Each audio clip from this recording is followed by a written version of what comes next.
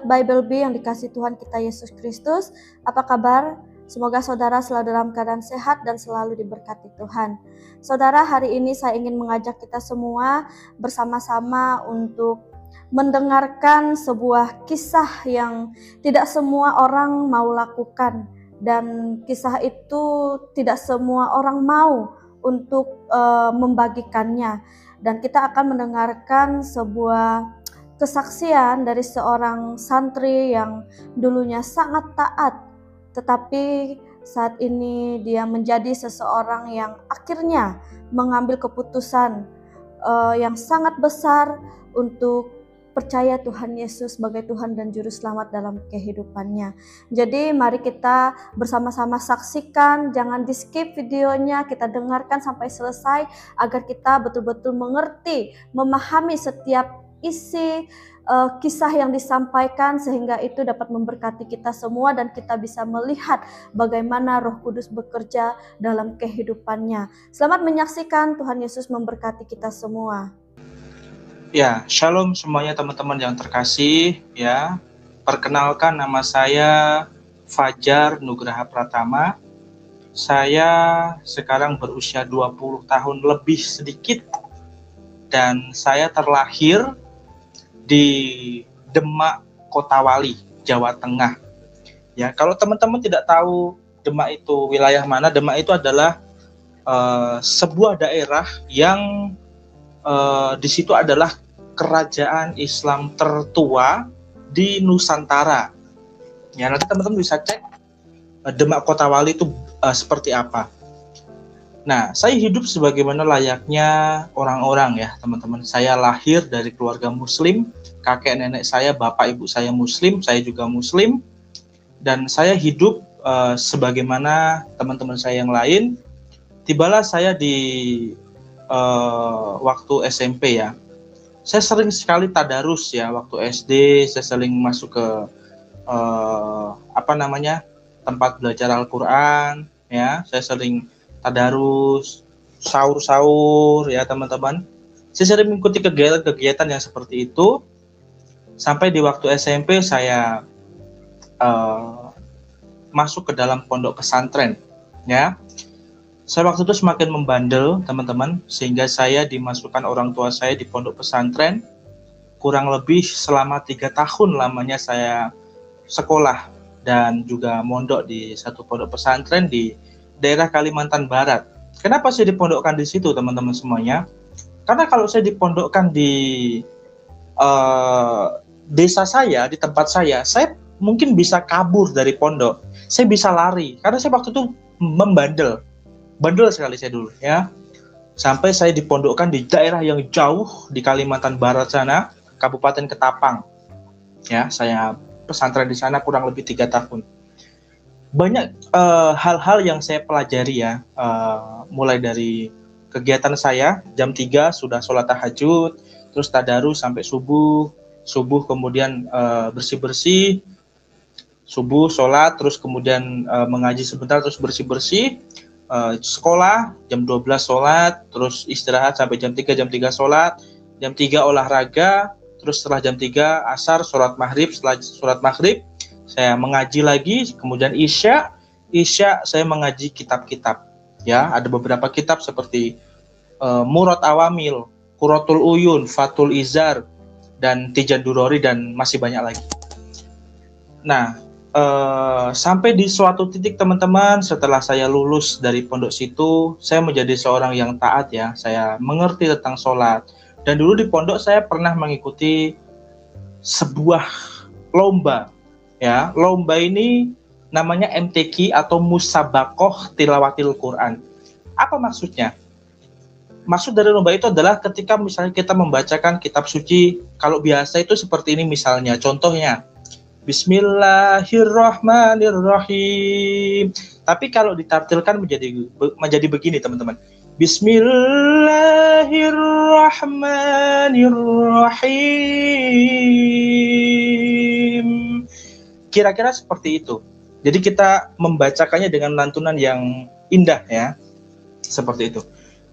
Nah, setelah saya di pesantren kurang lebih 3 tahun, saya belajar, saya hidup sebagai seorang santri, saya tahu tentang agama, saya menjadi seorang yang taat, ya, saya patuh dengan ajaran-ajaran yang sudah diberikan, yang sudah diajarkan kepada saya. Kemudian orang tua pun bangga kepada saya sudah menjadi orang yang lebih baik, berubah dari dulu yang masih bandel, nggak bisa ngaji, sekarang jadi bisa ngaji, bisa memimpin sholat, memimpin tahlil, seperti itu kira-kira teman-teman semuanya. Nah, sampai di suatu tahun, teman-teman semuanya, di tahun 2024, ya, bulan Januari, saya bekerja di satu provinsi, suatu kota, namanya Kota Manado, Sulawesi Utara.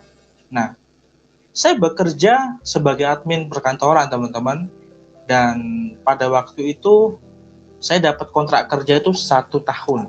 Ya, saya bekerja layaknya orang-orang kerja. Saya menjadi seorang Muslim yang taat. Saya masih sholat. Selama 3 bulan di Manado. Saya masih sholat. Saya masih mengikuti apapun ajaran-ajaran yang dulu pernah dilakukan, seperti sholat duha, ya, sholat tahajud, sholat subuh. Saya masih melakukan itu semuanya.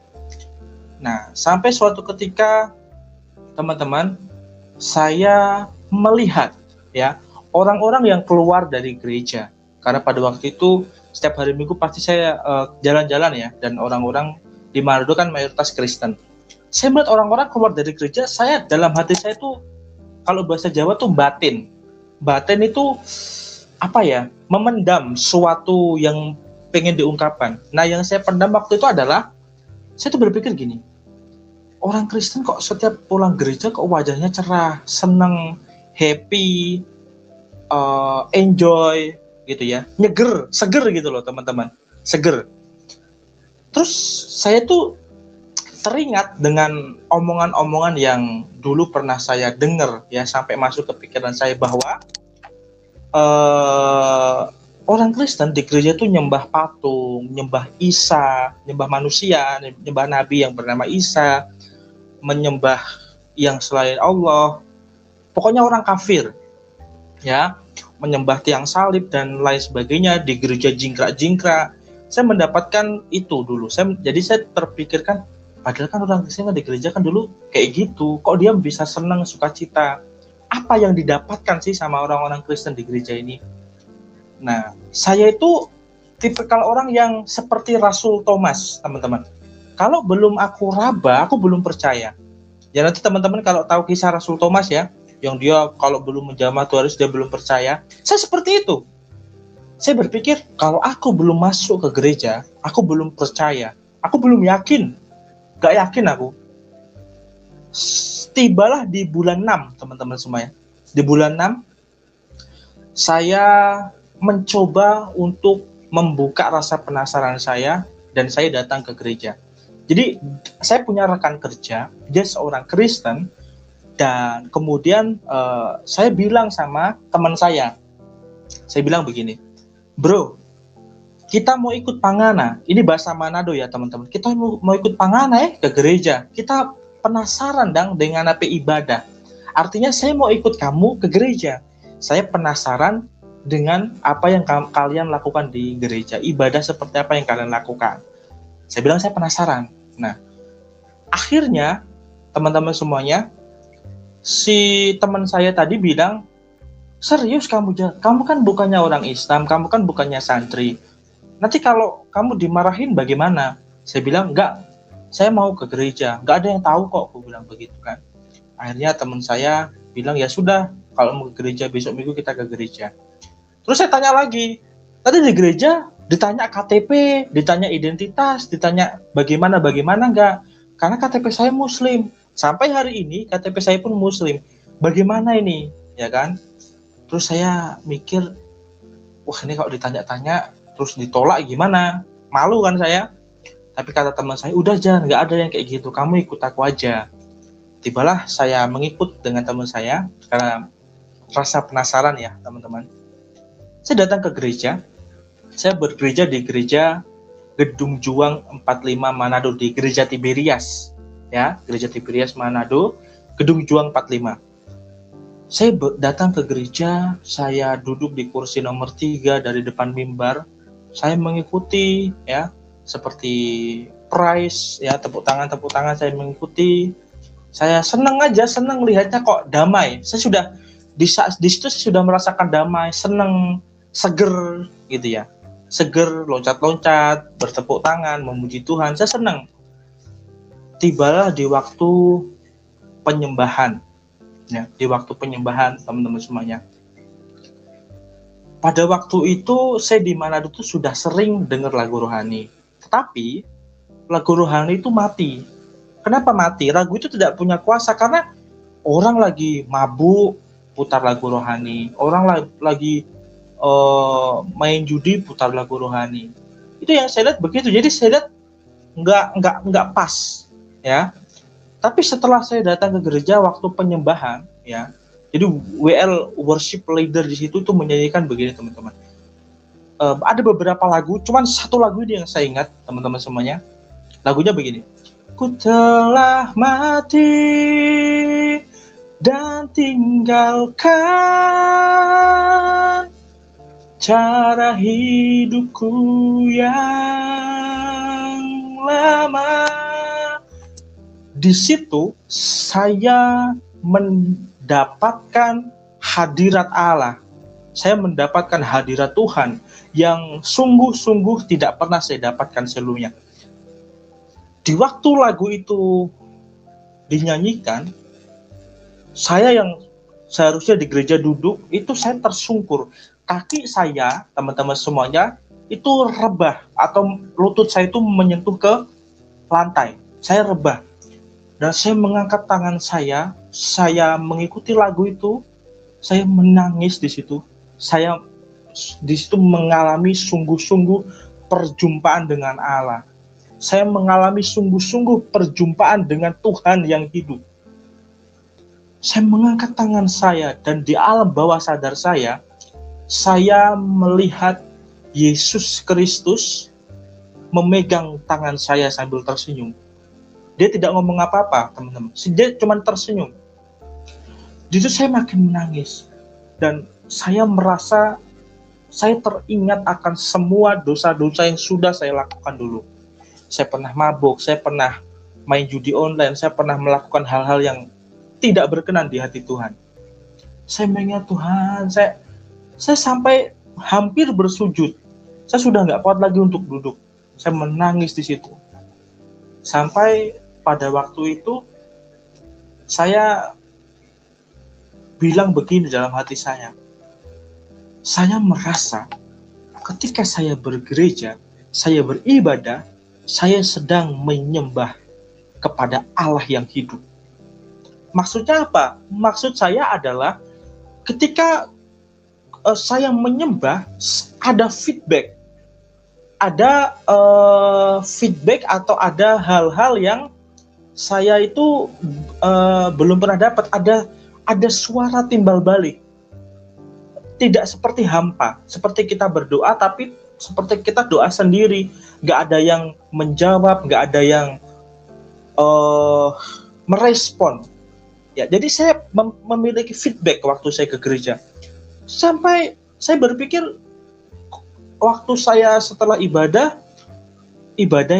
pendeta yang melayani di situ itu datang kepada saya ditanya, "Kak, pergumulannya apa kok sampai kakak bisa nangis begini?" Saya bilang, "Saya nggak tahu Pak pergumulan." Dia bilang, "Masalah."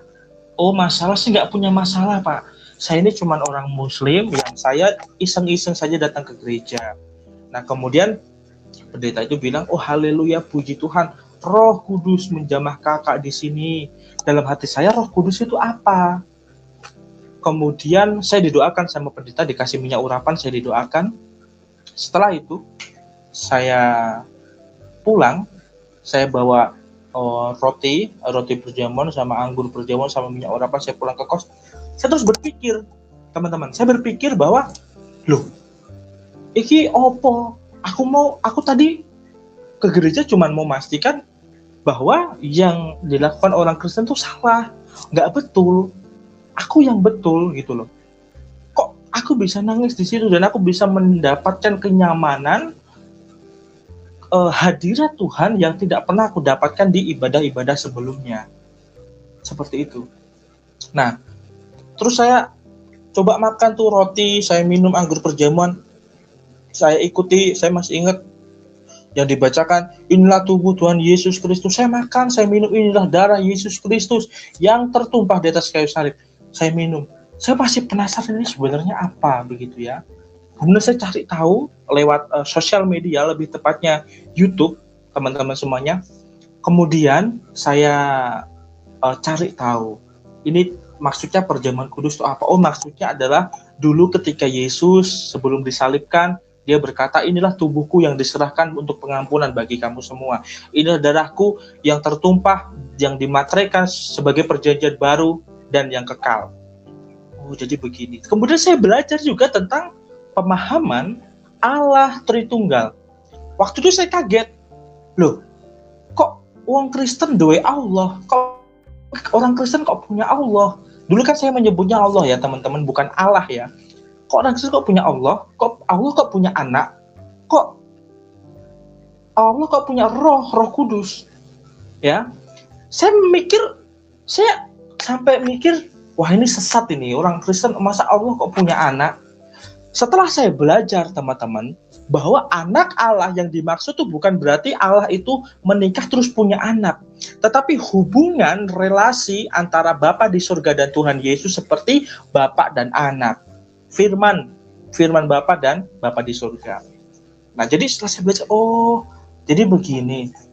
Terus Yesus datang untuk mengampuni manusia yang berdosa sehingga dia mati di kayu salib. Oh, ternyata begini. Nubuatannya di kitab Yesaya ini. Oh, ternyata dia di sini.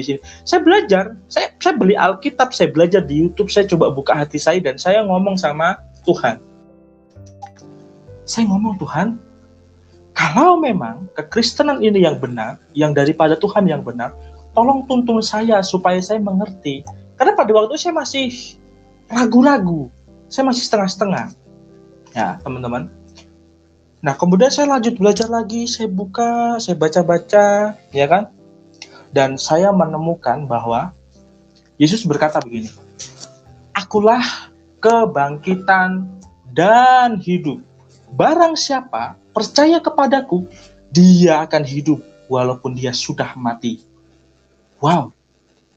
Dulu saya percaya bahwa akan ada kebangkitan pada akhir zaman dan kita akan dibangkitkan. Ya, di keyakinan saya yang lama. Tetapi saya berpikir, siapa pelaku atas kebangkitan itu? Ini pertanyaan yang belum pernah terjawab sama sekali ketika saya bertanya kepada siapapun. Kalau kita percaya akan kebangkitan, siapa pelaku atas kebangkitan itu? Pelaku atas kebangkitan siapa? Kalau bukan Yesus. Tapi Yesus bukan cuma dia ngomong, tapi dia membuktikannya. Akulah kebangkitan. Dia bangkit dari antara orang mati dan hidup, dan dia hidup.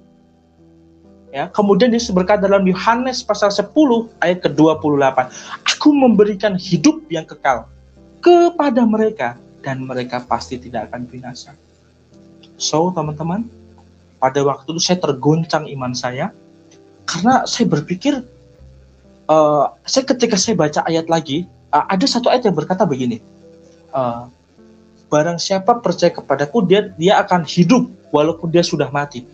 Berarti saya harus percaya kepada Yesus karena Yesus adalah pelaku atas kebangkitan itu.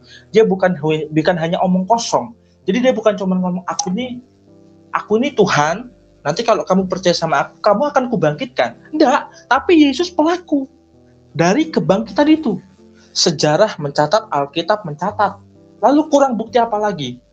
Maka sejarah itulah jadi patokan saya tinggalkan Alkitab, saya buka sejarah. Dan betul, ya kalau saya baca sejarah dari Flavius Josephus atau siapa begitu, Yesus betul-betul bangkit pada hari ketiga dan dia naik ke surga, disaksikan oleh banyak orang.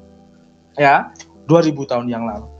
Saya berpikir, wah, jadi betul adanya bahwa inilah betul-betul karya Allah yang dia mampu dan sanggup untuk menjadi manusia. Dan dia diam di antara kita. Yesus adalah sepenuh-penuhnya manusia dan dia sepenuh-penuhnya Allah. Ya, makanya karena dia manusia, dia bisa sakit, dia bisa lapar, tapi karena dia Allah, dia bisa bangkit dari antara orang mati. Tunjukkan saya satu orang, siapa yang sudah bangkit dari antara orang mati. Nabi siapa? Rasul siapa? Imam siapa? Tidak ada. Cuma Yesus Kristus yang berkata, akulah kebangkitan dan hidup. Barang siapa percaya kepadaku, dia akan hidup walaupun dia sudah mati. Tidak ada nama lain, teman-teman semuanya. Dan Yesus juga berkata, Ana atorik wal haq wal hayat. Akulah kebangkitan, akulah jalan dan kebenaran dan hidup. Tidak ada seorang pun, kata Tuhan Yesus. Kalau kamu mau sampai kepada Allah, kepada Sang Pencipta, kamu harus ikut Yesus. Supaya kamu sampai ke sana. Karena ibaratnya begini, saya berpikir gini teman-teman. Kalau saya mau ke luar negeri, mau ke Malaysia, nggak mungkin saya ngikutin supir angkot. Saya harus ikut pilot yang sudah punya jam terbang ke Malaysia. Saya harus punya jam terbang untuk ke sana. Dan Yesus yang dari surga, hanya dialah yang sanggup membawa kita ke surga. Karena dia yang dari surga. Alkitab mencatat seperti itu. Dia naik ke surga, duduk di sebelah kanan Allah Bapa. Ya, dari situ saya coba untuk membuka hati. Saya pikir, kok iya juga ya. Setelah saya pikir-pikir, ini beneran ada loh seperti ini. Saya coba untuk buka hati dan saya besok datang ke gereja lagi, Bapak Ibu, teman-teman. Saya datang ke gereja lagi, saya masih penasaran. Saya baca-baca kok bisa ada ayat sekeren ini, dan bukan cuma ayat tapi ada pernyataan bahwa ada kebangkitan, ada hidup yang kekal. Ya, makanya para rasul nggak takut mati karena dia tahu Tuhan Yesus satu-satunya sudah menginjak-injak kematian. Dan dia yang sudah mampu bangkit dari antara orang mati. Tidak ada nama lain. Terus saya datang ke gereja lagi. Saya semakin nyaman. Saya mendapatkan hadirat Allah. Saya merasakan ketika saya ke gereja, saya menyembah, saya berdoa. Saya berdoa kepada Allah yang hidup. Saya berdoa kepada Tuhan yang hidup. Ya. Setelah saya sering datang ke gereja, saya memberikan diri saya pada bulan Desember. Jadi dari bulan 6 ke bulan Desember itu 6 bulan kurang lebih. Tanggal 17 Desember 2024 ya, saya memberikan diri untuk dibaptis di gereja Tiberias Manado. Ya, dan saya mendapatkan nama baptis itu Petrus. Saya menyembunyikan semua identitas kekristenan saya. Dari keluarga saya, dari ibu saya, dari bapak saya sembunyikan. Saya nggak mau kelihatan saya orang Kristen karena saya takut dipersekusi, diancam, dibuang dari keluarga. Karena saya nonton juga, kok banyak juga murtadin, tapi kok mereka kok dibuang dari keluarga ya? Nanti kalau aku dibuang dari keluarga gimana? Saya belum siap dengan penolakan itu. Ya, teman-teman. Sehingga ketika saya setelah dibaptis, saya dapat nama baptis Petrus, saya masih pakai jubah, saya foto-foto sama teman-teman saya. Mereka bilang, selamat ya Jan, puji Tuhan, ya, domba yang hilang diselamatkan. Saya foto-foto, saya upload di story. Nah, bodohnya saya pada waktu itu teman-teman, ada satu kontak teman saya yang satu kampung, itu lupa saya privacy. Saya sembunyikan dari dia, saya lupa. Sehingga bocorlah foto itu, di screenshot dan disebarkan ke seluruh keluarga saya. Pertama yang telepon adalah ibu saya, tanya begini, Jar, kowe tenan wis dadi wong kafir. Di chat kan, saya nggak jawab waktu di chat. Ditelepon 2 kali nggak saya angkat, ketiga kali belum saya angkat, keempat kali saya angkat. Saya beranikan diri untuk mengangkat. Saya sudah dalam hati saya, ini pasti mau bahas foto yang waktu saya dibaptis tadi. Dan betul teman-teman semuanya.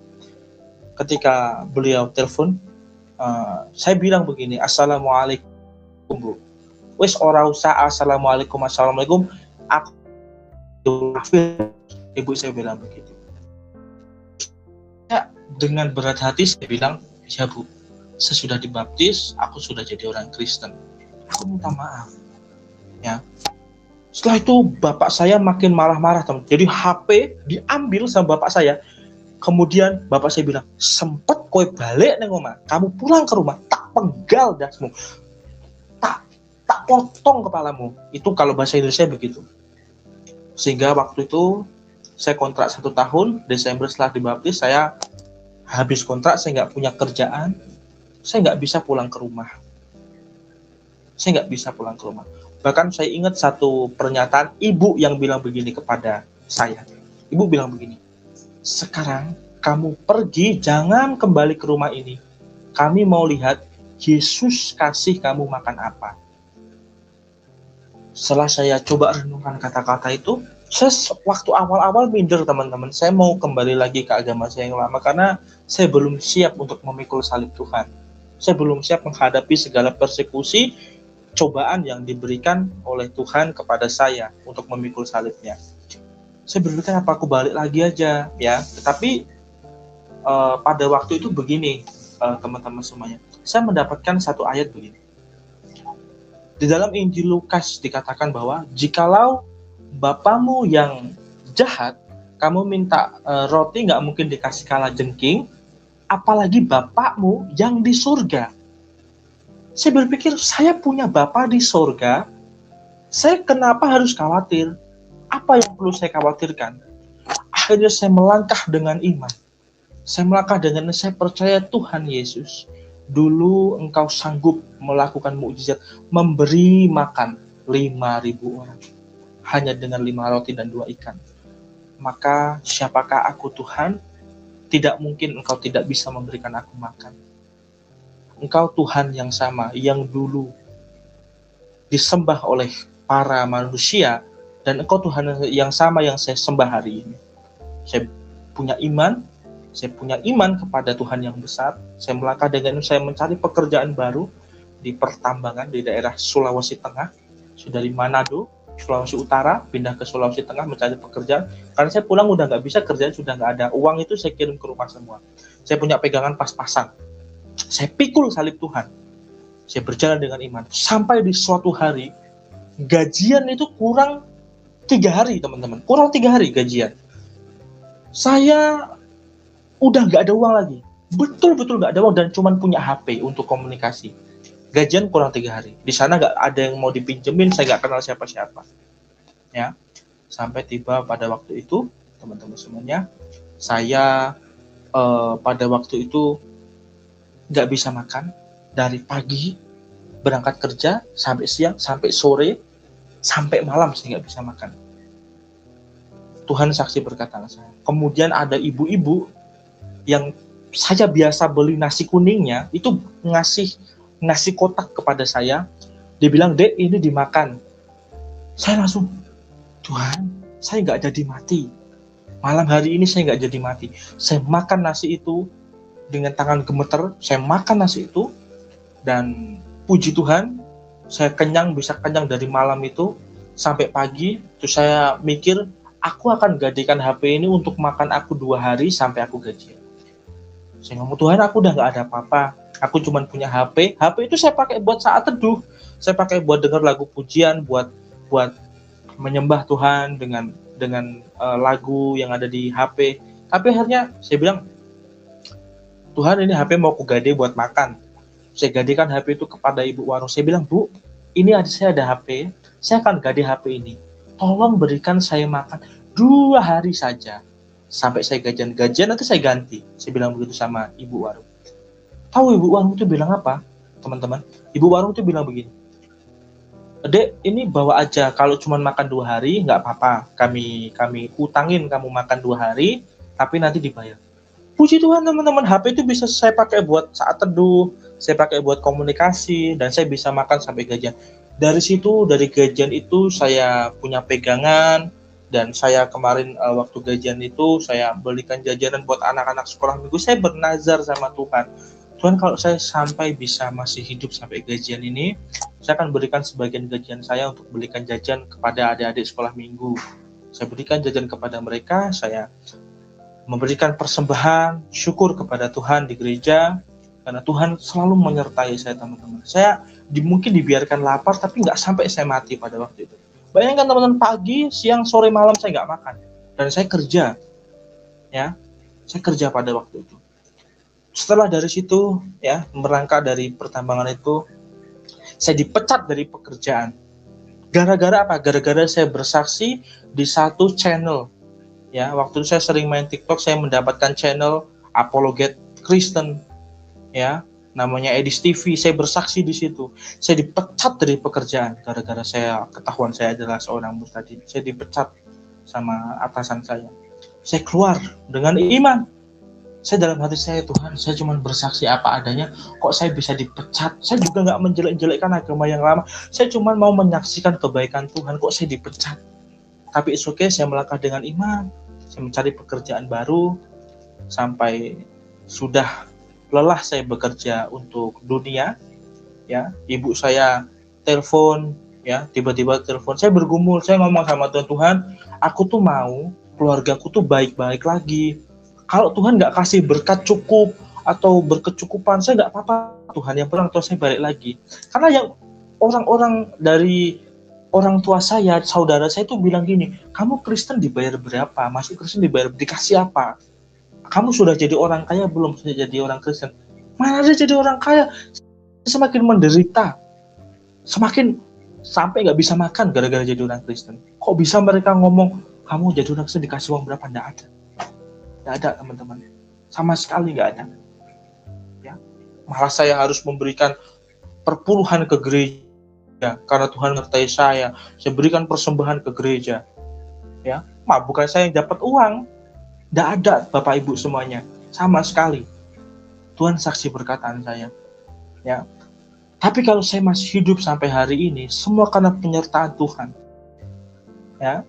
Jadi saya kalau mengingat-ingat dulu-dulu, kadang sempat menangis saking luar biasanya penyertaan Tuhan dalam hidup saya. Orang tua saya telepon saya, dia tanya-tanya. Jadi ada yang ngadu kepada orang tua saya, ya kalau saya sampai nggak bisa makan begini dan begitu, saya pinjam uang ke keluarga, teman-teman sepupu saya nggak bisa. Kamu sudah orang kafir, kamu bukan keluarga kami lagi, kamu bukan siapa-siapa kami, kamu sudah bukan keluarga kami. Udah, kamu pergi aja, mau mati yo kono, mati aja sana. Dan setelah itu saya sudahlah, ya oke, saya jalani dengan hidup seperti biasanya. Sampai setelah itu ibu saya tanya, apa sih yang buat kamu yakin dan kuat dengan keyakinanmu sekarang? Saya bilang sama ibu, Bu, kalau ibu baca Alkitab, ibu akan mendapatkan kebenaran. Karena sang kebenaran itu adalah Tuhan Yesus. Setelah itu ibu tanya, Alkitab itu seperti apa? Aku mau baca. Saya belikan ibu saya Alkitab, saya kirim dia ayat-ayat firman Tuhan, saya kirimkan dia video-video khotbah, saya suruh nonton khotbah, saya suruh nonton apologetika Kristen, pengajaran Kristen, saya suruh nonton. Dan puji Tuhan, ibu saya membuka hati dan dia membaca di dalam Markus pasal 16 ayat yang ke-16, barang siapa percaya dan dibaptis dia akan diselamatkan. Maka ibu saya tanya, dibaptis ini apa? Ya, dibaptis ini adalah kita diselamkan menjadi manusia baru, diselamkan hidup kita yang lama keluar menjadi manusia baru. Akhirnya ibu saya tanya, aku pengen dibaptis, Jan. Ibu bilang begitu, aku pengen dibaptis. Setelah dia membaca Alkitab dan dia saya dengarkan khotbah dan cocok, akhirnya ibu juga dibaptis di Tiberias juga pada pada tanggal 12 bulan Desember 2025, baru beberapa bulan kemarin. Dan kekristenan ibu disembunyikan sama bapak saya, karena bapak saya mungkin nggak mau bercerai sama ibu. Jadi akhirnya ibu tetap satu rumah sama bapak, tapi kekristenan disembunyikan. Ya, kekristenan disembunyikan, nggak ada yang tahu. Ke gereja masih pakai jilbab apa adanya seperti orang-orang Muslim pada umumnya. Ibu saya menyembunyikan kekristenannya, karena kalau sampai tahu pasti disuruh cerai sama kakek saya, sama saudara-saudara saya. Karena mungkin tidak mau mereka menerima orang-orang kafir atau penyembah manusia, penyembah Yesus seperti saya dan ibu saya. Nah, saya kadang berpikir, dulu ibu saya ini mencaci maki saya, tapi sekarang sungguh teman-teman, karena kebaikan Tuhan, ibu saya mau menerima Tuhan Yesus. Ya, mau menerima Tuhan Yesus. Jadi banyak sekali cobaan-cobaan yang Tuhan berikan kepada saya. Pada waktu itu, saya sempat mikir saya mau pulang ke agama saya yang lama. Karena saya nggak kuat mau pikul salib Tuhan, saya nggak kuat. Saya nggak kuat mau pikul salib Tuhan Yesus. Saya mau balik lagi deh. Tapi setelah saya membaca Alkitab, Saya mendapatkan kekuatan yang baru. Saya putar lagu rohani setiap kali capek, letih, lesu. Dalam Matius pasal 11 ayat 28, Yesus bilang, marilah kepadaku semua yang letih, lesu, dan berbeban berat. Aku akan memberikan kelegaan kepadamu, kata Tuhan Yesus. Saya datang kepada Tuhan setiap saya letih, lesu. Dan puji Tuhan, saya juga mendapatkan ayat dalam Kisah Para Rasul 16 ayat 31. Percayalah kepada Tuhan Yesus, kamu akan selamat, kamu dan sisi rumah. Saya imani itu, saya percaya bahwa firman Tuhan pasti digenapi. Akhirnya saya menjadi terang, garam dan terang kepada ibu saya, kepada keluarga saya, sehingga ibu saya sudah dibaptis. Ya, sudah dibaptis pada tahun 2025 akhir bulan Desember. Saya bersyukur atas banyak perjalanan yang saya hadapi. Ini mungkin saya ceritakan pada intinya saja, karena jujur teman-teman, ternyata menjadi seorang Kristen yang dari seberang itu sangat tidak mudah. Maka saya berpesan kepada teman-teman semuanya yang sudah lahir Kristen, kalian mengucap syukur kepada Tuhan, karena kalian tidak tahu apa yang saya alami dulu, ya. Atau mungkin kalian bisa sakit, bisa menyerah kalau saya teman-teman ada di posisi saya 2 tahun lalu, 1 tahun lalu, ya. Maka bersyukur teman-teman, ya. Dari situ saya melihat ibu saya sudah dibaptis, saya sudah dibaptis, dan sekarang mungkin tinggal ayah saya, teman-teman semuanya. Dan pada hari ini, ya, saya mendapatkan kabar dari ibu saya kalau dia sudah ketahuan menjadi seorang Kristen dan dia diusir dari rumah. Dan dia akan menjumpai saya ke tempat saya sekarang, dan dia akan tinggal bersama saya. Jadi ibu saya juga sedang memikul salib, diusir sama bapak saya, sama mertuanya, sama keluarga saya. Jadi ibu saya sekarang di sini, ya, bersama saya, ya, dan saya hidup apa adanya. Dan sekarang saya mau menjadi pelayan Tuhan. Saya sekarang sedang studi, saya sedang menjadi mahasiswa di Sekolah Tinggi Teologi di suatu STT. Dan saya dulu berpikir saya mau kuliah ini dapat biaya, dapat uang dari mana. Tapi saya percaya kalau dulu Tuhan pelihara dan cukupkan saya, Dia Yesus yang sama yang hari ini akan mencukupkan segala kebutuhan saya. Maka saya nggak pernah khawatir. Mau ibu kesini, mau saya kuliah, Tuhan Yesus mencukupkan segala kebutuhan saya. Saya tidak akan kelaparan. Tuhan pelihara saya. Saya percaya itu, teman-teman semuanya. Ya, jadi saya sekarang mau memberikan diri saya dengan penuh. Saya bilang sama Tuhan, Tuhan, kalau memang Tuhan yang menyuruh saya untuk sekolah, Tuhan yang utus saya untuk ikut sekolah teologi, Tuhan juga yang mengurus semua biaya dan kebutuhan saya. Kalau Tuhan titipkan ibu saya kepada saya, ibu saya diusir dari rumah dan harus hidup bersama saya percaya Tuhan Yesus, Engkau mencukupkan segala yang saya perlukan. Saya percaya itu, teman-teman. Saya punya iman. Ya. Jadi betapa bodohnya saya kalau saya tidak percaya kepada Tuhan yang hidup. Ya, Dia yang mampu memberi makan ribuan orang, apalagi cuma saya sama ibu saya, apalagi cuma kuliah saya. Pasti Tuhan Yesus mencukupkan segala kebutuhan saya. Dan sekarang kalau teman-teman mengira saya menjadi orang kaya, sukses karena menjadi Kristen, no, teman-teman. Saya tinggal di kos sepetak, teman-teman. Saya tinggal di kos sepetak. Ya, saya ngekos. Saya hidup apa adanya. Gak pernah saya hidup mewah-mewah. Saya hidup apa adanya, saya ngekos, saya makan warteg, saya hidup apa adanya. Kerja apapun saya lakukan. Gak ada omong kosong yang bilang, oh kamu jadi orang Kristen, jadi orang sukses. Bohong mulutmu, bohong, pendusta. Saya apa adanya, ya. Ini bahkan ada galon di sini, ya. Saya hidup apa adanya. Saya nggak hidup berkemewahan. Ya, ini jas ini kemarin baru dibelikan seorang orang yang diberkati Tuhan. Saya dibelikan jas ini, jas baru, teman-teman pastor. Ini jas baru dibelikan 1 hari lalu. Ini jas baru ini, buat saya pelayanan, buat saya kuliah. Ini jas baru ini. Saya nggak punya jas, saya nggak punya apa-apa, omong kosong. Kalau dibilang, oh jadi murtadin, enak ya banyak duitnya. Mulutmu itu rusak, bohong, pendusta. Nggak dapat apa-apa. Saya tinggal di kos sepetak.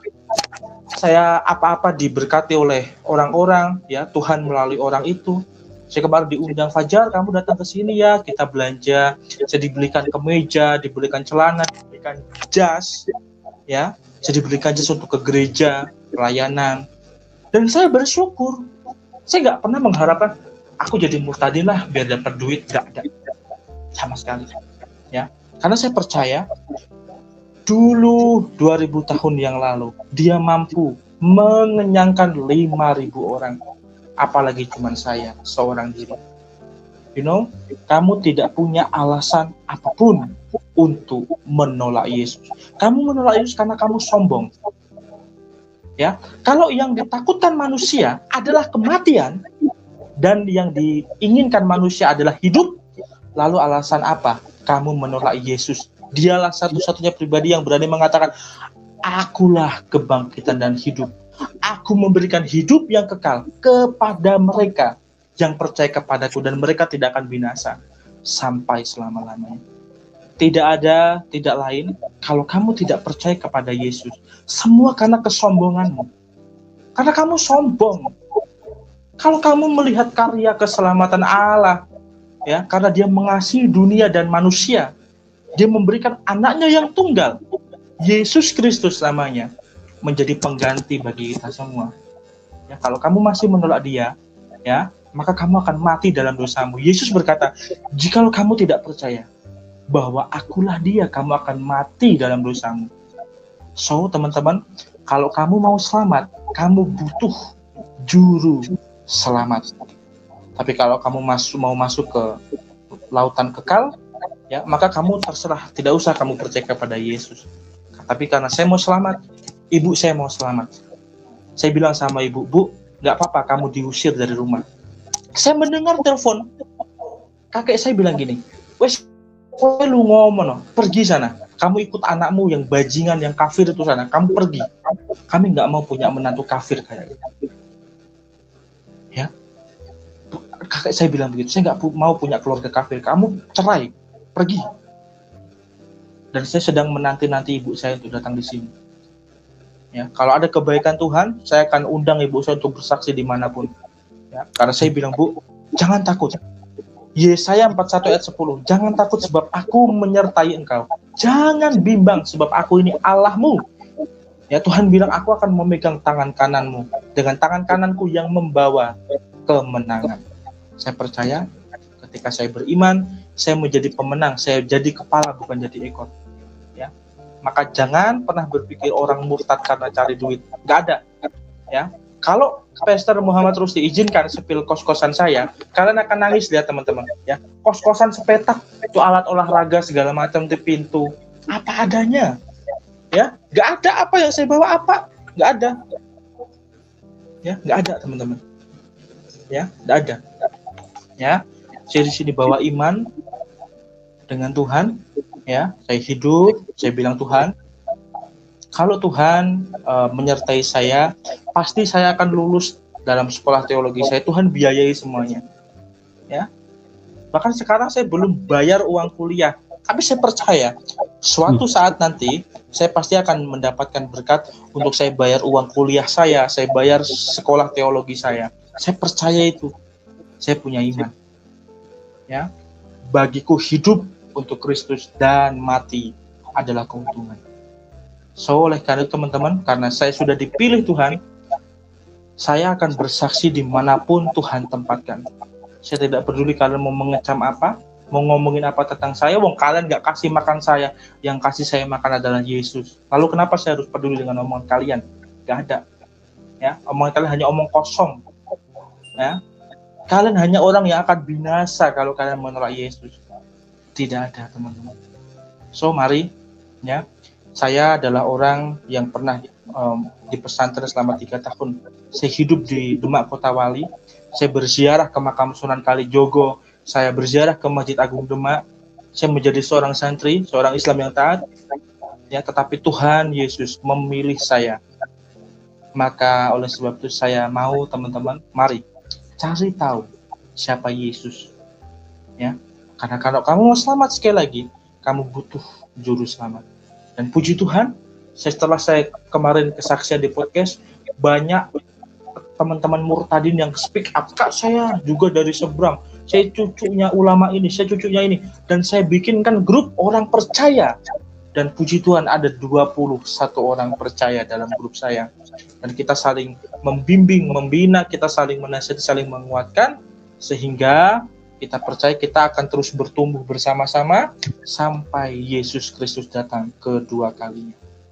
Puji Tuhan, saudara, kita baru saja mendengarkan kesaksian yang sungguh sangat luar biasa, yang sangat memberkati, dan kita bisa melihat bagaimana Roh Kudus bekerja dalam hati seseorang ketika Tuhan sudah memilih seseorang, sekeras apapun hatinya maka ia akan datang kepada Yesus. Dan melalui kesaksian ini juga kita bisa melihat bagaimana seseorang yang dulunya sangat taat, yang sangat tekun mempelajari keyakinannya, tetapi ia berbalik 180 derajat. Dia mengambil keputusan yang sangat besar untuk percaya Tuhan Yesus sebagai Tuhan dan Juru Selamat dalam kehidupannya. Dan kita tahu bahwa keputusan itu tidaklah mudah. Keputusan itu bukanlah keputusan yang gampang. Tentu ada konsekuensi yang harus diterima, ya. Pasti ia akan mengalami penolakan, dia akan mengalami ancaman dan lain sebagainya. Tetapi kita bisa melihat bagaimana Tuhan menyatakan kasih-Nya terhadap umat yang dipilihnya. Ketika Tuhan memanggil seseorang untuk datang percaya kepadanya, maka Tuhan juga akan bertanggung jawab akan kehidupannya. Dan dari sini kita belajar tentang hati Bapa terhadap umatnya. Saudaraku, saya ingin membagikan kebenaran firman Tuhan dari Matius pasal 9 ayat 35 sampai ayat yang ke-38. Di sini kita bisa melihat bagaimana hati Bapa terhadap umatnya. Matius pasal 9 ayat 35 sampai 38, demikian bunyinya. Demikianlah Yesus berkeliling ke semua kota dan desa. Ia mengajar dalam rumah-rumah ibadat dan memberitakan Injil Kerajaan Sorga serta melenyapkan segala penyakit dan kelemahan. Melihat orang banyak itu, tergeraklah hati Yesus oleh belas kasihan kepada mereka, karena mereka lelah dan terlantar seperti domba yang tidak bergembala. Maka katanya kepada murid-muridnya, tuaian memang banyak, tetapi pekerja sedikit. Karena itu, mintalah kepada Tuan yang empunya tuaian, supaya ia mengirimkan pekerja-pekerja untuk tuaian itu.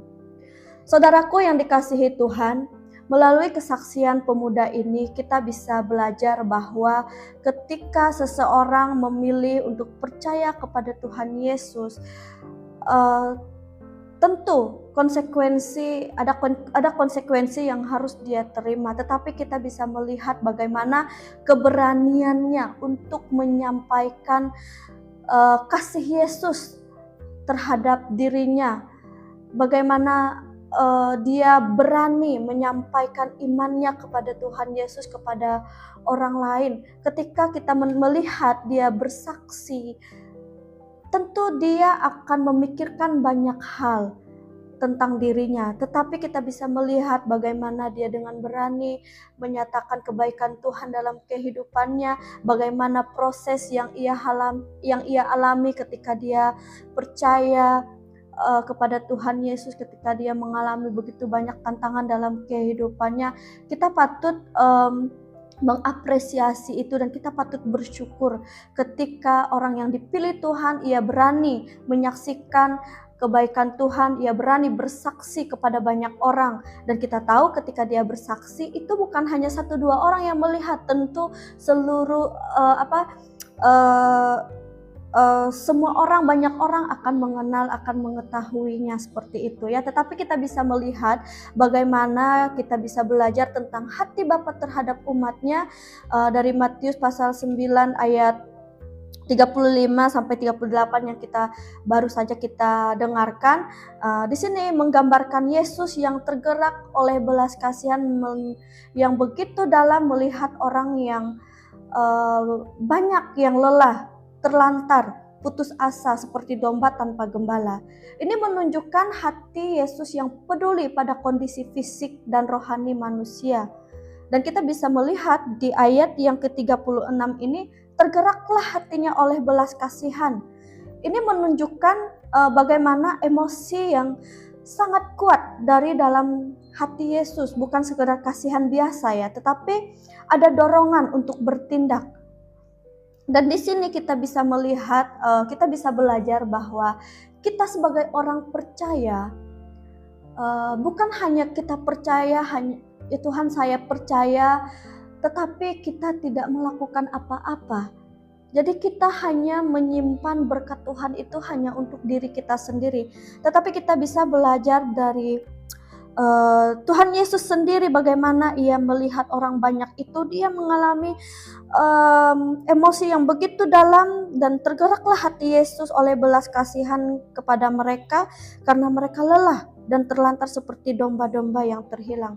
Saudaraku yang dikasihi Tuhan, dari sini apa yang mau kita pelajari tentang hati Bapa? Bahwa ketika kita sudah dipilih Tuhan, kita sudah ditebus oleh darahnya yang kudus, yang rela mati di atas kayu salib untuk menebus dosa kita, Tuhan mau kita menjadi anak-anak Tuhan yang aktif dalam hal apa? Yaitu aktif dalam pemberitaan Injil, aktif dalam menyaksikan bagaimana kebaikan Tuhan dalam kehidupan kita. Jadi kita bukan hanya menjadi orang percaya yang pasif, ya sudah yang penting saya sudah percaya Tuhan Yesus, bukan. Tetapi ada pertanggungjawaban di dalamnya, yaitu kita harus bertanggung jawab atas iman yang kita percaya, yaitu menggenapi amanat agung yang sudah Tuhan Yesus perintahkan kepada orang-orang yang sudah percaya kepadanya, yaitu pergi dan menjadikan semua bangsa murid. Saudara yang dikasihi Tuhan kita Yesus Kristus, Alkitab mengajarkan kita bahwa hati bukan hanya sekedar perasaan, tetapi juga pusat pikiran, kehendak dan keputusan kita. Karena apa yang ada di hati kita, kita akan mempengaruhi perkataan dan tindakan kita. Jadi hal ini berarti bahwa dalam kita menyampaikan kesaksian, kita juga harus bersungguh-sungguh dari hati kita. Jadi jangan menjadikan kesaksian itu berupa suatu keterpaksaan atau sekedar formalitas saja yang hanya ingin menyenangkan hati seseorang. Tidak, tetapi ketika kita ingin bersaksi, kita bersaksi dengan ketulusan, ya, dengan hati yang tulus, dengan hati yang penuh belas kasihan bahwa begitu banyak orang yang belum mengenal kasih Bapa. Dan kita bersaksi karena kita sadar bahwa mereka juga perlu mendengar kabar baik, mereka perlu diselamatkan dari perbudakan dosa. Dan hal inilah yang kita rindukan. Kita tidak boleh menjadi orang percaya yang egois, yang hanya mementingkan keselamatan kita sendiri. Akan tetapi mari kita menjadi orang Kristen, orang percaya yang luar biasa, orang Kristen yang berdampak bagi orang lain, yang mau memberikan kesaksian bahwa betapa baiknya Tuhan Yesus bagi kehidupan orang yang percaya, yang setia, yang taat kepadanya. Jadi saudaraku yang dikasihi Tuhan kita Yesus Kristus, mari kita bersama-sama sebagai bentuk ketaatan kita kepada Tuhan Yesus, kita terus bersaksi, kita berani menyaksikan kebaikan Tuhan dimanapun kita berada, kapanpun, kepada siapapun, kita memberitakan kabar baik dimanapun kita berada. Baik dalam keluarga, baik dalam menjalin hubungan dengan sesama di tempat kerja, entah itu di sekolah atau dimanapun kita berada. Mari kita bersama-sama kita jadikan kesaksian tentang Kristus sebagai gaya hidup kita sehari-hari sebagai orang percaya. Dan apapun yang kita saksikan kepada orang lain, baik dalam perkataan maupun dalam perbuatan, itu harus lahir dari hati kita yang tulus. Dan jangan lupakan bahwa Yesus menjadi fokus utama kita bersaksi, dan tentu kita sambil mengucap syukur bahwa Kita adalah orang-orang pilihan Tuhan yang Tuhan pakai untuk menjadi alatnya, yaitu menyaksikan kebaikan Tuhan. Tidak perlu kita tunggu, oh saya harus belajar Alkitab dulu, oh saya harus ini dan itu dulu. Tidak, tetapi dengan gaya hidup kita pun kita bisa menyaksikan bagaimana kebaikan Tuhan. Dengan pergumulan kita bisa menyaksikan bagaimana baiknya Tuhan. Tentu ketika kita bergumul, kita berdoa kepada Tuhan dan kita mengalami bagaimana Tuhan menolong kita dalam kehidupan kita, itu dapat kita saksikan kepada orang-orang lain. Mungkin mereka juga mengalami hal yang sama kan. Jadi mari kita dengan berani, kita dengan percaya bahwa apapun yang kita saksikan itu akan berdampak bagi orang lain. Mungkin kita akan berpikir, saya sudah membagikan kebenaran firman Tuhan, saya sudah men-sharingkan apa yang sudah saya alami, tetapi mereka belum percaya. Tidak apa-apa saudara, bagian kita menyampaikan kebenaran firman Tuhan, kita menyampaikan kebaikan Tuhan dalam kehidupan mereka. Bagian percaya mereka atau tidak, itu Roh Kudus yang bekerja dalam hati mereka, dan Roh Kudus yang akan menarik mereka. Jadi bagian kita hanya menyaksikan kebaikan Tuhan, kita menjadi orang percaya yang luar biasa, tidak menjadi orang percaya yang pasif, tetapi kita dapat menjadi berkat dimanapun kita berada. Jadi saudaraku yang dikasihi Tuhan, mulai hari ini mari kita bersama-sama menjadikan hidup kita sebagai kesaksian bagi orang lain. Jangan tunggu sempurna, mulailah dari satu orang. Karena satu jiwa itu berharga di mata Tuhan. Yang dikasihi Tuhan, demikianlah kesaksian yang telah kita saksikan bersama. Kiranya apa yang kita dengar hari ini tidak hanya menjadi sebuah cerita, tetapi menjadi pengingat bahwa Tuhan sanggup menjamah dan mengubahkan siapa saja menurut rencananya. Biarlah kesaksian ini meneguhkan iman kita, menguatkan iman kita, dan melalui kesaksian ini juga kita semakin mengenal bahwa tidak ada Tuhan lain selain Tuhan Yesus sebagai Tuhan dan Juru Selamat dalam kehidupan kita. Dan melalui kesaksian ini mendorong kita untuk semakin mengenal Kristus dan berani menjadi saksinya dalam kehidupan kita sehari-hari. Sebelumnya saya mengucapkan terima kasih banyak untuk saudara yang selalu setia mendukung pelayanan Bible Beat Channel dengan cara like, komen, dan subscribe, dan juga membagikan video yang ada di channel ini. Kiranya Tuhan Yesus memberkati kita semua. Shalom.